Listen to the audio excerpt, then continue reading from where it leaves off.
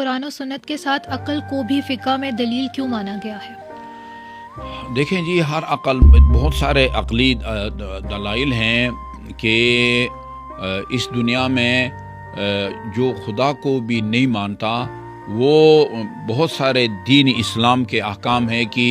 ان کی عقل اس کو جو ہے نا وہ تسلیم کرتی ہے۔ بعض اوقات ایسا ہوتا ہے کہ ایک مجتہد اس کو اگر کوئی مسئلہ پیش آتا ہے، نیا مسئلہ پیش آتا ہے اور اس سلسلے میں اس کو کوئی دلیل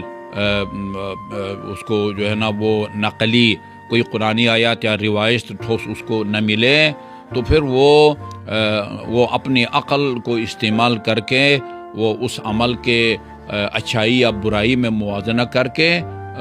وہ اپنی خداداد اور فطری عقل کی روشنی میں وہ فیصلہ کرتا ہے۔ چنانچہ یہ بہت سارے لوگ جو خدا کے بھی قائل نہیں ہیں، لیکن چونکہ خدا نے ان کو عقل دی ہے لہٰذا بہت سارے کام وہ نہیں کرتے، جھوٹ مثلاً وہ نہیں بولتے،